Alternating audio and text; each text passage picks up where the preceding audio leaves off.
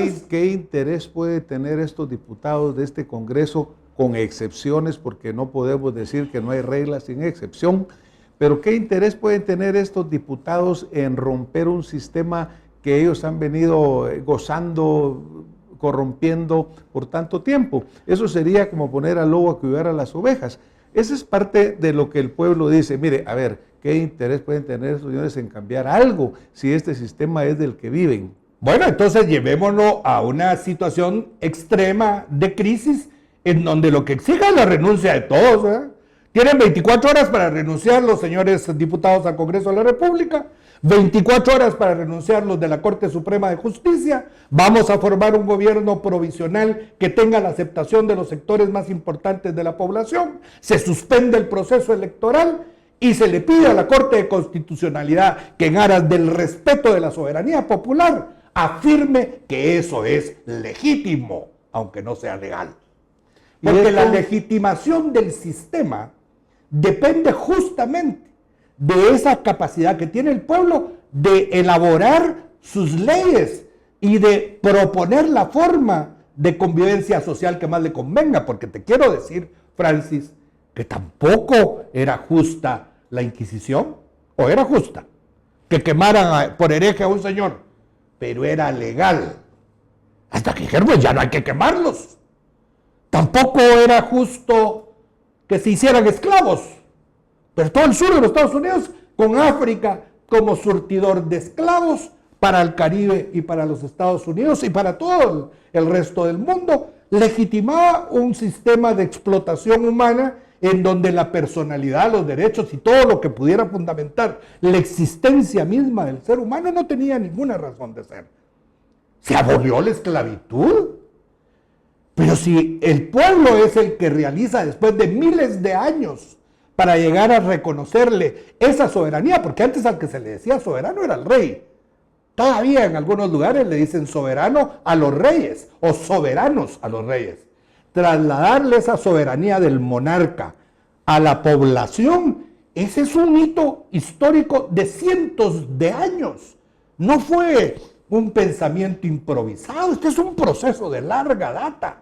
Claro. Entonces no podés vos de un plumazo también, porque hay una élite corrompida que no quiere que se cambie, que el pueblo de Guatemala soporte esa enorme freno frente a un proceso que le es ajeno. Pero lo más grave, quizá esto es lo más grave, que el proceso político es resultado de la corrupción.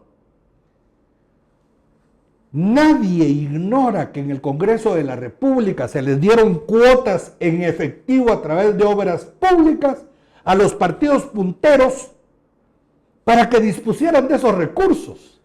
Incluso se dejaron de pagar proveedores para trasladarles a ellos esos recursos. Ese recurso, bueno, pues si lo sé yo, que soy un simple ciudadano, lo sabe, todo el mundo lo sabe. Esas son las cosas que a uno le irritan, porque también lo sabe la embajada, también lo sabe la CICIG. Claro, y entonces todo el mundo lo sabe, pero eso posiblemente es políticamente inconveniente.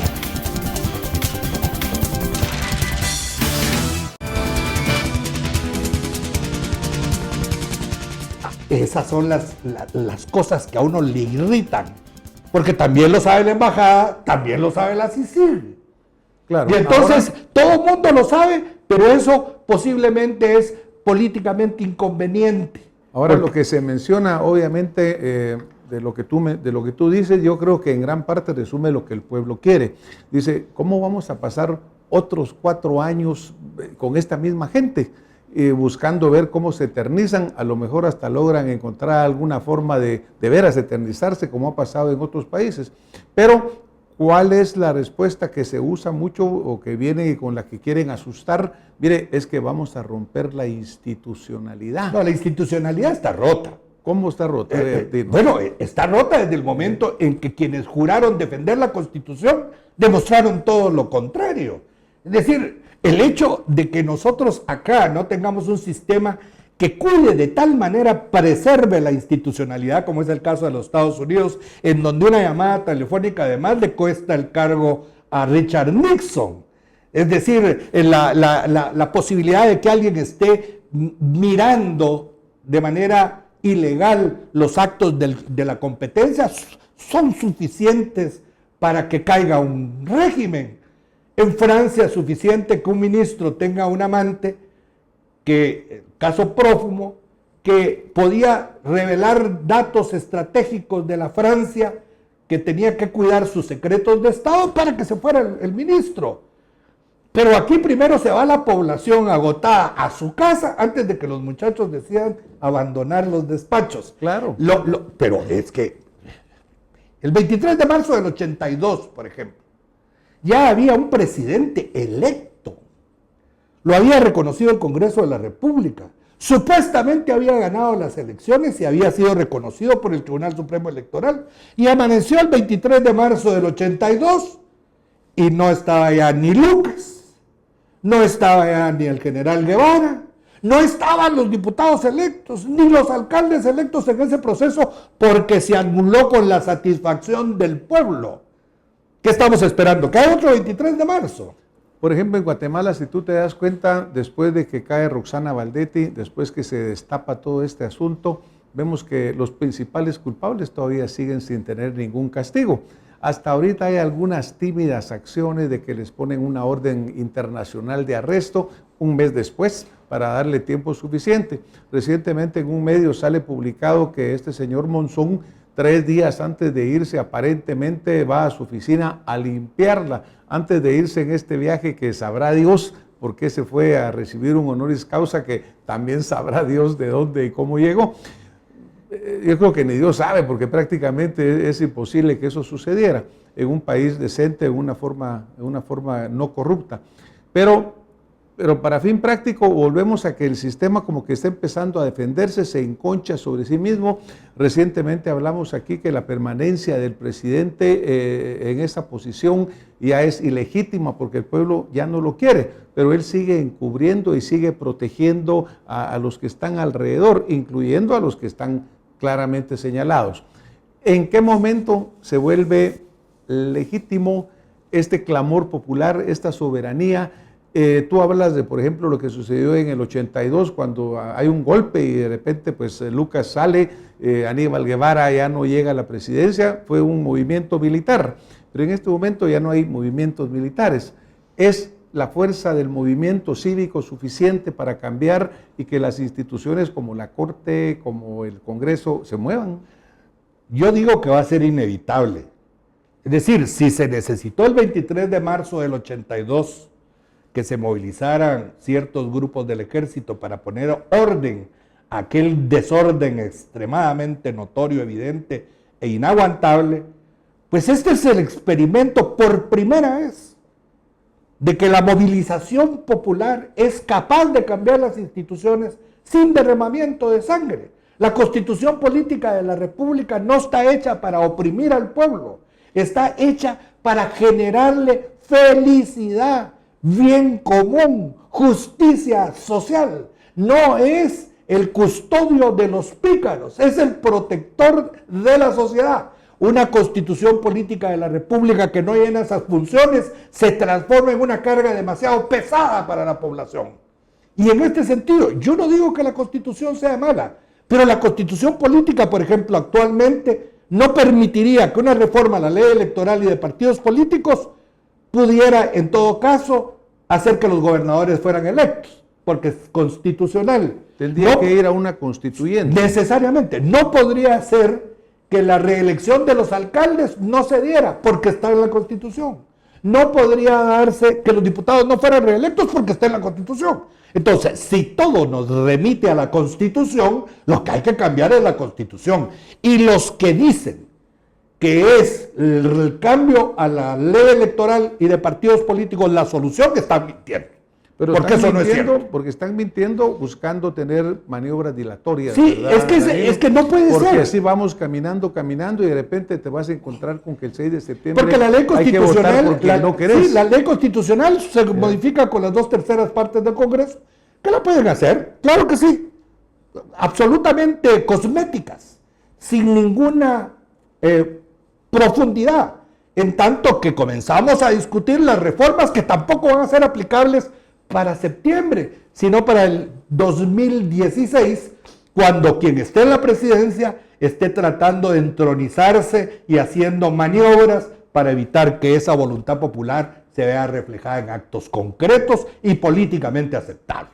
Dentro de las pancartas que estaban en el parque las veces que hemos ido, hay unas que dicen, ahora es el momento, hoy, porque obviamente ya la clase política empezó a defenderse, ¿no? Y ya hay comisiones, ya hay mesas que van a discutir, ya van a salir camellos donde debían de salir caballos, es decir, ya vamos a empezar a dorarle otra vez al pueblo otros 4 años. Y como tú dices, resulta que el próximo va a querer entronizarse y quedarse ahí para siempre.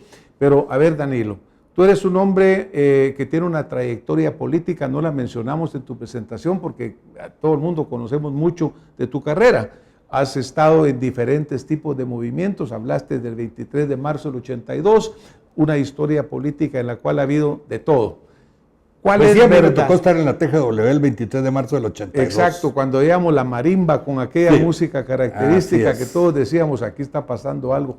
Danilo, a ver, ¿qué podemos hacer realmente? ¿Qué puede hacer el pueblo soberano para tener... Obligar al Congreso de la República, o que en el Congreso de la República algún diputado tenga la solvencia con un grupo de diputados amigos de la democracia y amigos del pueblo, de promover la consulta popular, que ellos la pueden hacer para que el pueblo de Guatemala, en un plazo como el que está determinado por la propia Constitución Política de la República, se manifieste con una sola pregunta: ¿quieren o no queremos los comicios electorales en septiembre? A partir de que se legitime eso, va aparejada la renuncia del presidente de la República y la constitución de un gobierno de transición en donde ninguno de los ministros que está ahora puede estar ocupando ni siquiera un espacio cercano al Palacio Nacional, ni a ninguna dependencia pública, en donde en la transición, que puede ser de 90 días o de 120 días, el pueblo de Guatemala pueda confiadamente, en primer lugar, agotar a quienes ya se sobrepasaron su techo financiero y que en el momento en que dijeran que no hay elecciones, no va a haber ningún instituto que quiera hacer negocios en el futuro, o asociación, o bien empresa, que vaya a dejarles medio len. Y como siempre sucede, imagínate tú un partido que tiene la capacidad de devolver 7 millones de quetzales de un plumazo. Sería interesante ver de dónde salió esa plata, ver de dónde regresa, porque, a ver, qué maravilla que hoy lo pueden devolver, pero antes lo recibieron. ¿Qué pasa si no hubiera salido el escándalo a la luz pública? Ahí estaría guardado. No, guardadito no estaría. No, guardado no. Sí. Danilo, nos vamos a tener que ir, pero sí, yo quisiera reafirmar algo de lo que tú dijiste. ¿Existe ese mecanismo de la consulta popular? Ese es el que debiéramos estar discutiendo. Legítimo, existe. Lo puede hacer el Congreso y lo puede hacer el Congreso. Sí, lo puede hacer. Yo creo realmente, de veras te agradecemos esta luz, y yo creo que obviamente habrá quien piense que no, habrá quien piense que sí, quien piense que no, invitados por favor a hablar aquí con Acción Positiva y venimos y seguimos discutiendo el tema. Pero ya el pueblo de Guatemala ya no puede seguir siendo engañado, ya no puede seguir verdaderamente dándonos o envolviéndonos con mentiras. Guatemala quiere respuestas, los ciudadanos queremos respuestas y queremos cambiar un sistema corrupto, deleznable, rechazado. Danilo, hoy nos vamos a tener que ir. Muchas gracias por tu contribución. Heroica tu contribución al momento crítico que vive Guatemala. Te felicito y me siento muy orgulloso. Vos sos de la tierra de Juan José Arévalo Bermejo, nuestro pariente, y desde luego un hombre que marcó las pautas de la honestidad y la franqueza de comunicación con su pueblo. Felicitaciones, Francis, esta tribuna es maravillosa y debes de seguirla manteniendo. Muchas gracias, Danilo, y a ustedes que nos han estado viendo, escuchando, acompañando como todos los domingos. Nos vemos la próxima semana con más Acción Positiva.